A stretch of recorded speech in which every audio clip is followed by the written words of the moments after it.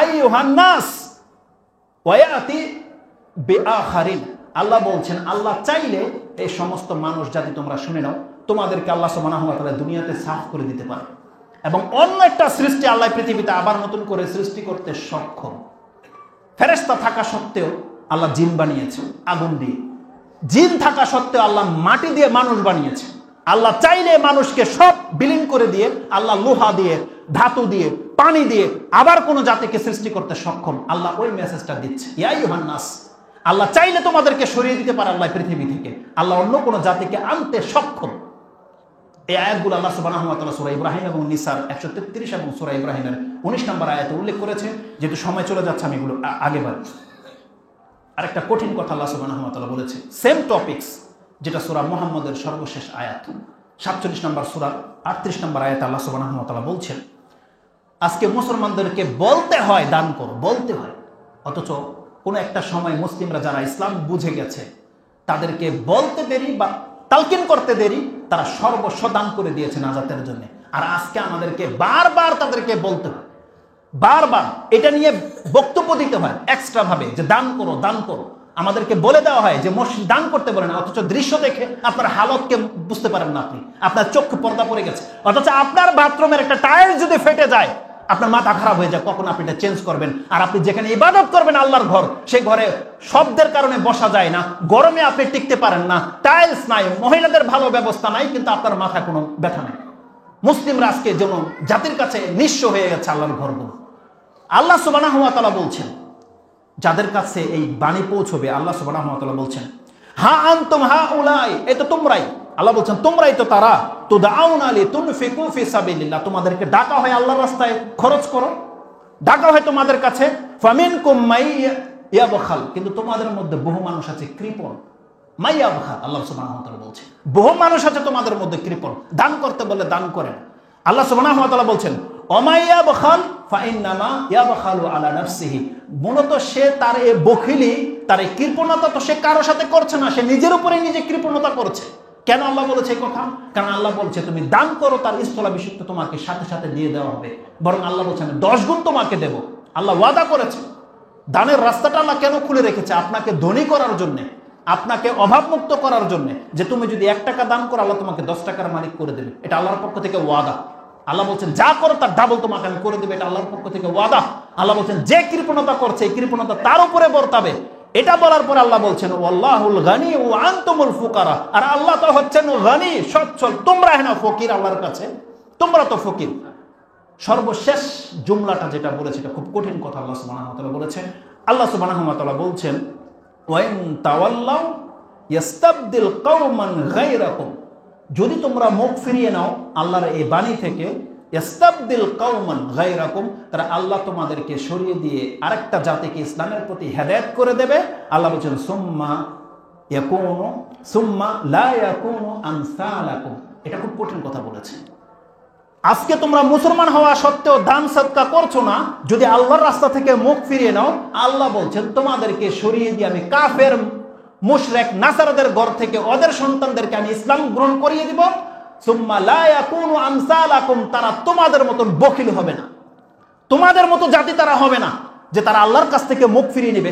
আজকে এটা আমাদের বাংলাদেশের প্রেক্ষাপটে বা আমাদের বর্তমান প্রেক্ষাপটে আপনি ফিট করে দেন, যারা জন্মে সূত্রে আহলে সুন্নাহ ওয়াল জামাত, যারা আলেম পরিবারের লোক, আপনি দেখেন তো দেখে আপনার ঘরে ইসলাম বেশি চর্চা হয় নাকি ওই সমস্ত যারা বিভিন্ন ফিরকা থেকে কোরআন সুন্নাহকে গ্রহণ করে নিচ্ছে ওই লোকটার সাথে আপনার ইবাদতের কম্পেয়ার করেন দেখি, কম্পেয়ার করেন। একটা ব্যক্তি জন্মসূত্রে আহলে হাদিস, সে বলে আমি কোরআন সুন্নাহ, আমাদের আলেম পরিবার। আপনি আপনার পরিবার, আপনার সন্তানের দিকে তাকান এবং ওই স্কুল কলেজ থেকে যেই পোলাটা আজকে নতুন করে দিন শিখে ইসলাম গ্রহণ করে নিয়েছে, কোরআন সুন্নাহকে ধরে নিয়েছে, আপনি আপনার সন্তানের সাথে ওর চেহারাটা মিলান তো দেখি। দেখেন তো কার দাড়ি বেশি লম্বা, কার পোশাকের মধ্যে সুন্নাহ রয়েছে, কার ঘরে বেশি হালাল চর্চা হয়, আপনি একবার কম্পেয়ার করে দেখেন।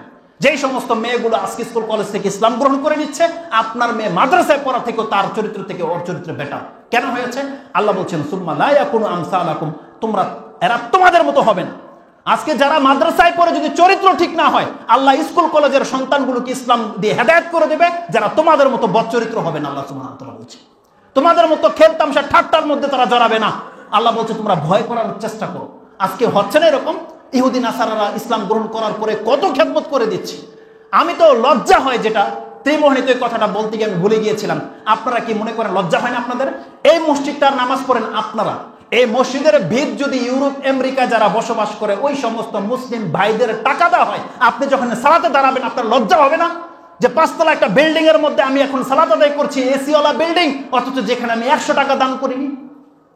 নামাজ পড়বেন আপনারা। আর ইউরোপ আমেরিকা যারা বসবাস করে, যারা নেটের মাধ্যমে ইসলাম পেয়ে যাচ্ছে, তারা দান করছে। আজকে বাংলার জমিনের অধিকাংশ মসজিদগুলো তাদের টাকা দা করা হচ্ছে, অধিকাংশগুলো, কিন্তু তারা এক ওয়াক্ত নামাজও সেই মসজিদে এসে পড়বে না। আপনি দেখেন তাদের অন্তরটাকে আল্লাহ কতটা প্রসারিত করে দিয়েছে। আল্লাহ সুবহানাহু ওয়া তাআলা বলছেন, আফামান শারাহাল্লাহু সাদরাহু লিল ইসলাম ফাহুয়া আলা নূরিম মির রাব্বিহ ফাওয়াইলুল লিল কাসিয়াতি কুলুবুহুম মিন যিকরিল্লাহ। আল্লাহ সুবহানাহু ওয়া তাআলা সূরা জুমার 39 নম্বর সূরার 22 নম্বর আয়াতে আল্লাহ সুবহানাহু ওয়া তাআলা এই কথাটা বলেছেন, আফামান শারাহাল্লাহু সাদরাহু লিল ইসলাম। আল্লাহ যার অন্তরটাকে ইসলামের জন্য উন্মুক্ত করে দিয়েছে, এই ব্যক্তির মতন কি ওই ব্যক্তি যার অন্তরটা মরে গেছে? আল্লাহ বলছেন না। ফাহু আলা নূরিম মির রাব্বিহ, এই ব্যক্তি তার রবের পক্ষ থেকে একটা আলো দেখতে পায়। এ যা দেখতে পাচ্ছে এটা আপনি দেখতে পান না। এ জান্নাত জাহান্নাম দেখতে পাচ্ছে, এ হেদায়েত দেখতে পাচ্ছে। আল্লাহ বলছেন ফাহু আলা নূরিম মির রাব্বিহ ফাওয়াইলুল লিল কাসিয়াতি কুলুবুহুম মিন যিকরিল্লাহ। দুর্ভোগ তার জন্য যার অন্তরটা আল্লাহর জিকির থেকে মরে গেছে। উলাইকা হুমুদ দাল, উলাইকা হুমুল, সুবহানাল্লাহ, শেষের টুকরাটা একটু মনে পড়ছে না। আল্লাহ সুবহানাহু ওয়া তাআলা বলছেন এরাই হলো একবারে গোমরাহ জাতি। আল্লাহ ওই কথাটাই বলেছে, যেটা আমি পেলে হয়তো আপনাকে দেখাবো ইনশাআল্লাহ আজিজ। তো আল্লাহ সুবহানাহু ওয়া তাআলা বলছেন এই ইসলাম হচ্ছে সবচেয়ে শ্রেষ্ঠ ধর্ম। এই ইসলামের উপরে যারা আছে তাদের ছোট্ট ছোট্ট আমলগুলো আল্লাহ সুবহানাহু ওয়া তাআলা কবুল করে নেয় এবং এগুলো জমা করে রাখছে। এর বিনিময়ে আল্লাহ আপনাকে নাজাত দেবে। কিন্তু সেই ইসলাম রেখে আপনি ইহুদি নাসারাদের ভালো কর্মের দিকে ঝুঁকে যাচ্ছেন, তাদের স্টাইল, তাদের কৃষ্টি কালচার, তাদের রীতিনীতি আপনি গ্রহণ করছেন। এটা কোনোদিন হতে পারে না। কারণ আল্লাহ সুবহানাহু ওয়া তাআলা বলছেন ইসলাম ছাড়া আল্লাহ কোনোদিন কোনো ব্যক্তির কাছ থেকে অন্য কোনো ধর্ম গ্রহণ করবে না। এটা একটা স্পষ্ট ভাষা আল্লাহ সুবহানাহু ওয়া তাআলা বলে দিয়েছেন। ইসলামের তৃতীয় বৈশিষ্ট্য যেটা আল্লাহ সুবহানাহু ওয়া তাআলা করেছে সেটা হচ্ছে ইসলাম হচ্ছে সর্বজয়ী ধর্ম। আল্লাহ বলছেন ইসলাম হচ্ছে সর্বশ্রেষ্ঠ ধর্ম। কোরআনের একটা আয়াত ইনশাআল্লাহ নেক্সট খুতবাতে আমরা এই পয়েন্টটা নিয়ে আলোচনা করব। আল্লাহ সুবহানাহু ওয়া তাআলা বলছেন হুয়াল্লাযী আরসালা রাসূলাহু বিল হুদা ওয়া দীনিল হক লিইয়ুযহিরাহু আলা দীনি কুল্লিহি ওয়ালাউ কারিহাল মুশরিকুন। তিনি সেই সত্তা যিনি রাসূলকে একটা সত্য ধর্ম দিয়ে পাঠিয়েছেন, লিইয়ুযহিরাহু আলা দীনি কুল্লিহি, যত রকমের মতবাদ আছে সব ধর্মকে ক্যান্সেল করে দেবে ইসলাম, সব ধর্মকে হার মানিয়ে দেবে ইসলাম। আল্লাহ সুবহানাহু ওয়া তাআলা বলছেন যদিও মুশরিকরা সেটা অপছন্দ করে, আর আল্লাহ করেও দিয়েছে। তাই আপনি ওই সমস্ত ইহুদি নাসারাদের চরিত্রকে এক সাইডে রাখেন, মুহাম্মদুর রাসূলুল্লাহ সাল্লাল্লাহু আলাইহি ওয়াসাল্লামকে এক পাশে রাখেন, তার টিম সাহাবীদেরকে এক পাশে রাখেন। আপনি দেখেন তো কাদের চরিত্র সবচেয়ে বেটার, কার চরিত্র সম্পর্কে আল্লাহ কথা বলেছে। মুহাম্মদুর রাসূলুল্লাহ সাল্লাল্লাহু আলাইহি ওয়াসাল্লাম এমন এক নেতা, তিনি আমাদের অতিবাহিত হয়ে গেছেন, তার চরিত্র সম্পর্কে আল্লাহ যত বড় কথা বলেছে, পুরা পৃথিবীর কাফের কেন, পুরা পৃথিবীর মুসলমানকে সহ যদি এক পাল্লা রাখা হয় তার চরিত্রের মতন এই সার্টিফিকেট কেউ গ্রহণ করতে পারবে না। আল্লাহ বলছে ইন্নাকা লা আলা খুলুকিন আযীম, হে নবী আপনি মহান চরিত্রের অধিকারী। যার চরিত্র সম্পর্কে আল্লাহ এত বড় কথা বলেছে তার জীবন চরিত্র আপনি চর্চা করেন না, আর আপনি ওই ইহুদি নাসারাদের জীবনী দেখে আপনি হতাশ হয়ে যাচ্ছেন, আপনি তাদের ধর্মকে গ্রহণ করে নিচ্ছেন, তাদের পথ অবলম্বন করছেন। তার টিম যারা, যে সাহাবে একরাম, তারা দিনের জন্য যা কিছু করেছে, যদি ভদ্রতা নিতে হয় আপনি সাহাবে একরামদের কাছ থেকে নেন। দান সাদকা কেমন করতে হয় যদি আপনাকে শিখতে হয়, আপনাকে সাহাবে একরাম থেকে নিতে হবে। একজন মানুষ কতটা দিল দরদি হতে পারে, কতটা মানব সেবী হতে পারে, আপনি সাহাবীদের জীবন চর্চা করেন, আপনি পেয়ে যাবেন।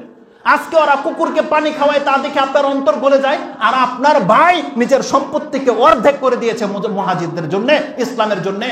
আপনি কি মনে করেছেন নিজের পানি প্রয়োজন ছিল, পানি নিজের প্রয়োজন ছিল, গিলতে যাবে, পাশের ভাই বলছে পানি, সে তার পানিটা দিয়ে দিয়েছে। সে জানে যে আমি মরে যাব, মরে যাচ্ছে সে, কিন্তু তার পাশের ভাইকে সে প্রাধান্য দিয়েছে।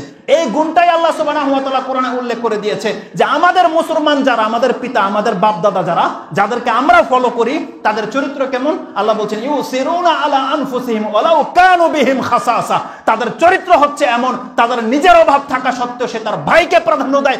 এটা হচ্ছে মুসলিম। আপনি কি মনে করেছেন একটা মুসলিম হচ্ছে এটা, যে মুসলিম সব সময় নিজের চাইতে অন্যকে প্রিফার করে, নিজের প্রয়োজন থাকা সত্ত্বেও অন্য মুসলিম ভাইদের জন্য সে স্যাক্রিফাইস করে। আল্লাহ বলছেন এটা হচ্ছে মুসলিমদের চরিত্র। আর আপনি ওই অমুসলিমদের সামান্য দান সাদকা দেখে আপনি ধোঁকা খেয়ে যাচ্ছেন। আপনি সাহাবা একরামের সেই টিমকে আপনি অস্বীকার করছেন, বা তাদের জীবন চরিত্র আপনার কাছে ফুটে উঠছে না। আল্লাহ বলছেন ইউসিরুনা আলা আনফুসিহিম, তারা নিজের উপরে অন্য ভাইকে প্রাধান্য দেয়। এতটা মর্যাদা করে আল্লাহ সুবহানাহু ওয়া তাআলা তাদেরকে বলেছে। সূরা হাশরের 9 নম্বর আয়াত আপনি এটা পেয়ে যাবেন। তো এটা হচ্ছে আমাদের টিম। দান সৎকার সবচেয়ে উত্তম বৈশিষ্ট্য হচ্ছে মুহাম্মদুর রাসূলুল্লাহ সাল্লাল্লাহু আলাইহি ওয়াসাল্লাম, সাহাবা একরাম। মানুষের উপরে মানুষের কতটা হেল্পফুল লাইফ হতে পারে, কতটা চমৎকার হতে পারে আমাদের ইসলাম। আরে অমুসলিমদের রাস্তাঘাট আইন কানুন পরিষ্কার দেখে আপনি ধোঁকা খেয়ে যাচ্ছেন। আল্লাহ তো আমাদের ধর্মে, আমাদের ইসলাম তো আপনাকে এটা শিখিয়েছে, যেই ব্যক্তি রাস্তা থেকে একটা কষ্টদায়ক বস্তু ছুঁড়ে ফেলে দেবে ফালাহু সাদাকা, এটা তার জন্য নেকি লেখা হবে। এর চাইতে উত্তম কথা কোন ধর্মে বলতে পারে আপনি বলেন?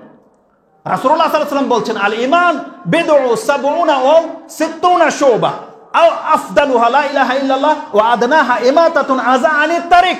রাসূল সাল্লাল্লাহু আলাইহি বলছেন এটা ঈমানের অঙ্গ। তার মানে প্রত্যেকটা মুসলমানের মুসলিমত্বর অঙ্গ হচ্ছে যে আপনার সামনে চোখে আপনি দেখা সত্ত্বে রাস্তার মধ্যে একটা কষ্টদায়ক পিন, একটা কলার ছিলকা, একটা ইট পাটকেল ময়লা পড়ে থাকতে পারে না। যদি পড়ে থাকে আর আপনি এটাকে ক্রস করেন, তার মানে আপনি এখনো ইমানদার হতে পারেননি। ক্লিন শিখায় যে ইসলাম আমাদেরকে 5 ওয়াক্ত ইবাদত করার আগে ওযু গোসল শিখিয়েছে। কোন অমুসলিমকে দেখাতে পারবেন যে তারা ওযু গোসল রয়েছে? ওরা রাতকে রাত দিনকে দিন ওরা নাপাক অবস্থায় থেকে যায়। কিন্তু ইসলাম কতটা পবিত্রতা আমাদেরকে শিখিয়েছে।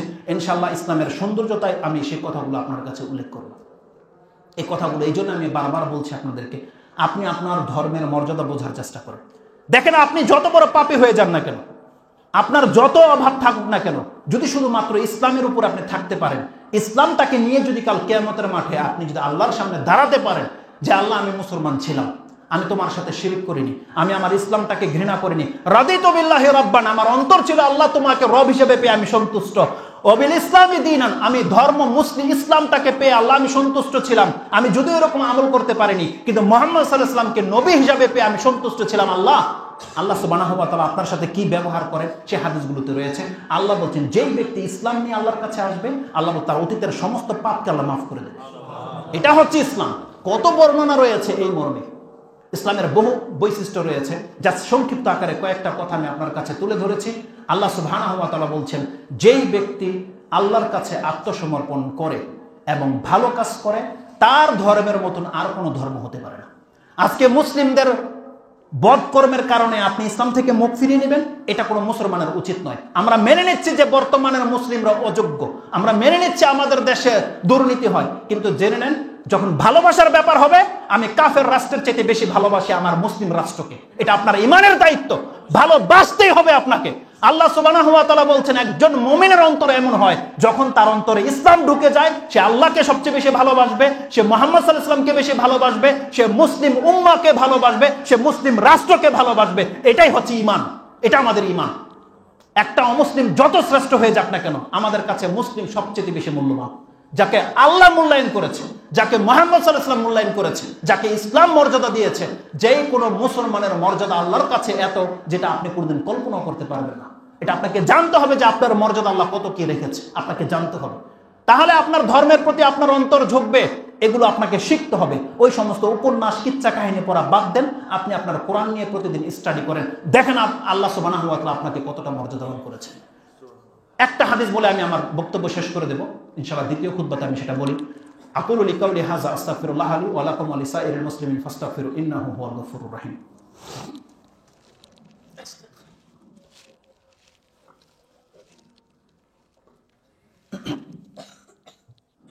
আলহামদুলিল্লাহ রাব্বিল আলামিন ওয়াসসালাতু ওয়াসসালামু আলা আশরাফিল আমবিয়া ওয়াল মুরসালিন নবিয়ানা মুহাম্মাদিন ওয়া আলা আলিহি ওয়া সাহবিহি আজমাইন।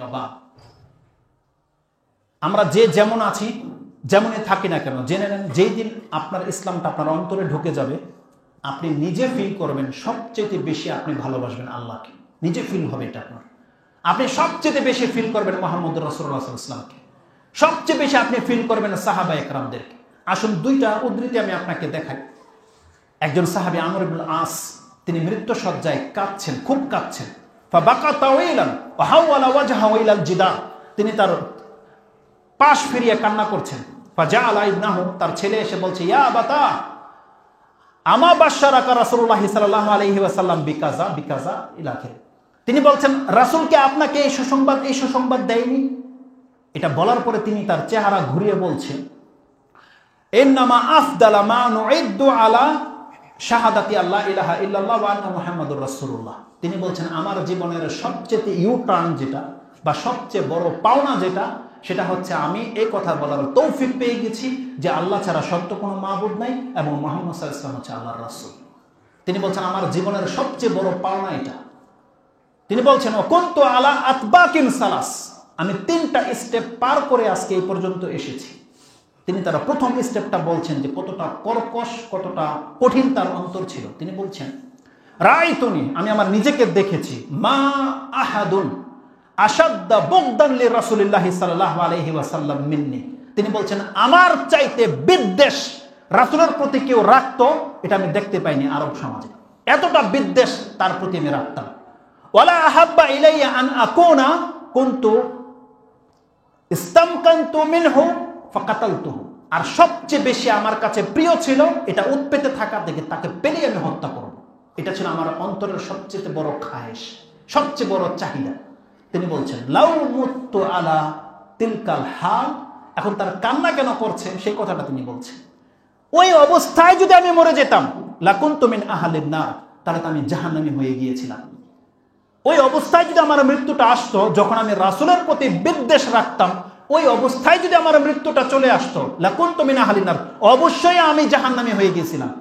কিন্তু ফালাম্মা জাআলাল্লাহুল ইসলামা ফি কলবি, আল্লাহ যখন ইসলামটাকে আমার অন্তরে বসিয়ে দিলেন, ফাআতাইতু রাসূলুল্লাহ সাল্লাল্লাহু আলাইহি সাল্লাম, আমি রাসূল সাল্লাল্লাহু আলাইহি কাছে আসলাম। ফাকুলতু ইয়াবসুত ইয়ামিনাক, আপনার ডান হাতটাকে বাড়িয়ে দেন। ফায়ুবাইক, আমি আপনার সাথে বায়াত করব।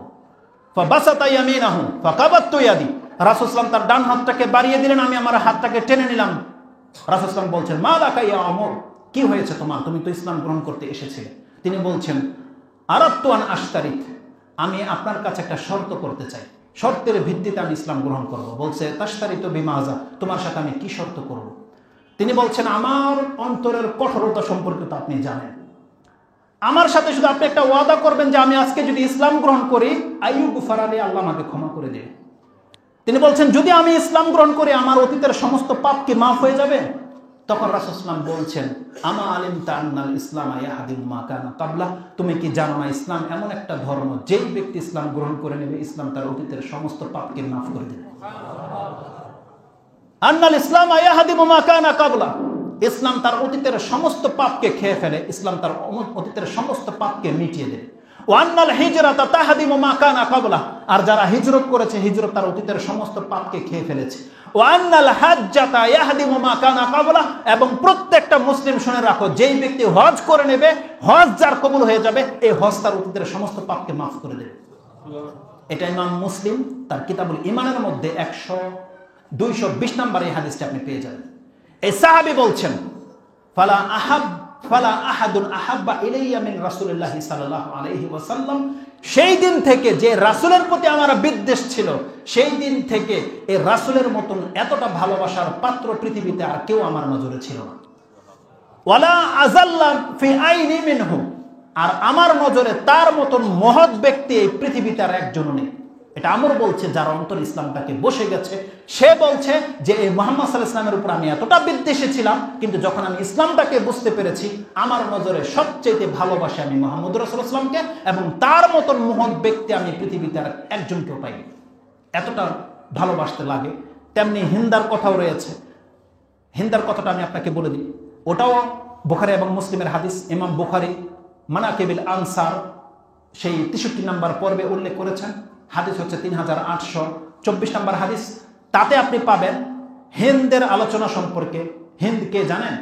হিন্দ আবু সুফিয়ান রাদিয়াল্লাহু তাআলার স্ত্রী, রাসূলুল্লাহ সাল্লাল্লাহু আলাইহি ওয়াসাল্লামের শাশুড়ি, উম্মে হাবিবা রাদিয়াল্লাহু তাআলার মা। তিনি প্রথম কাফের ছিলেন। একটা বড় শক্ত হৃদয়ের পুরুষের কথা বললাম, এই হিন্দ হচ্ছে বড় শক্ত হৃদয়ের একটা মহিলা। তার মতো এত কঠোর, এত হাড় অন্তরওয়ালা পৃথিবীতে আল্লাহ হয় তার কোনো মহিলা জন্মই দেয়নি। এতটা বিদ্বেষপূর্ণ ছিল তার অন্তর ইসলামের প্রতি। এ যখন ইসলাম গ্রহণ করে নিচ্ছে, আর মাত্র কিছুদিন রাসূল সাল্লাল্লাহু আলাইহি ওয়াসাল্লাম জমিনে বেঁচে ছিল, একেবারে শেষ মুহূর্তে, তার মানে মক্কা বিজয়ের পরে সে ইসলাম গ্রহণ করার তৌফিক পাচ্ছে। একদিন রাসূলের ঘরে এসে বলছে, আয়েশা রাদিয়াল্লাহু তাআলা তিনি বলছেন দাখালাত হিন্দ ইলা নবী সাল্লাল্লাহু আলাইহি ওয়াসাল্লাম, এই কঠোর মহিলাটি রাসূল সাল্লাল্লাহু আলাইহি ওয়াসাল্লামের কাছে এসে বলছে একদিন, ইয়া রাসূলুল্লাহ, ওয়াল্লাহি, আল্লাহর কসম করে বলছি, মা আলা জাহারিল আরদি আহালু খিবাইন আহাব্বা ইলাইয়া আইয়ুযিল্লুহুমুল্লাহু মিন আহলি খিবাইক। এই পৃথিবীর জমিনের উপরে যত পরিবার বসবাস করে তাদের সবকে আল্লাহ লাঞ্ছিত করার চেয়ে আমার কাছে বেশি পছন্দনীয় ছিল আল্লাহ আপনার পরিবারকে, পরিজনকে লাঞ্ছিত করুক, এটা আমার কাছে বেশি পছন্দনীয় ছিল। একটা মহিলা বলছে। কিন্তু যখন ইসলাম গ্রহণ করে নিচ্ছে, ফালাম্মা আসবাহাল ইয়াউম, তিনি বলছেন কিন্তু আল্লাহ আজকে আমাকে এমন একটা সকালে এসে দাঁড় করিয়ে দিয়েছে, আজকে আমার মনের অবস্থা সেটা যেটা আমি আপনার কাছে বলতে এসেছি। তিনি বলছেন, মা আলা জাহারিল আরদি আহালু খিবাইন আহাব্বা ইলাইয়া আইয়ুইজ্জুহুমুল্লাহু মিন আহলি খিবাইকা। এই পৃথিবীর বুকে যত পরিবার পরিজন বসবাস করে তাদের সবার ইজ্জত মান সম্মানের চাইতে আমার কাছে বেশি পছন্দনীয় আল্লাহ আপনার পরিবার প্রিয়জনকে আল্লাহ মান সম্মানিত করে দেখ, এটা আমার কাছে সবচেয়ে বেশি প্রিয়। যেই মহিলাটা ইতিপূর্বে তার ধ্বংস চেয়েছিল, সেই মহিলা এখন বলছে যে আপনার পরিবার, আপনার প্রিয়জন সবচেয়ে বেশি মান সম্মানিত হোক, এটা আমার কাছে বেশি পছন্দনীয়। এটা হচ্ছে ইসলাম। এটা হতে হবে একটা মুসলিমের অন্তর। যেই ব্যক্তি ইসলাম বুঝবে সেটা ফিল করবে। আল্লাহ সুবহানাহু ওয়া তাআলা যেন আমাদেরকে বুঝার এবং সে অনুযায়ী আমল করার তৌফিক দান করুন। এনি হাউ, যে কোনো অবস্থায় যেন আল্লাহ আমাদেরকে ইসলামের উপরে অটুট রাখার তৌফিক দান করে। আমাদের বদকর্মকে যেন আল্লাহ মাফ করে দাও। আমাদের বদকর্মের কারণে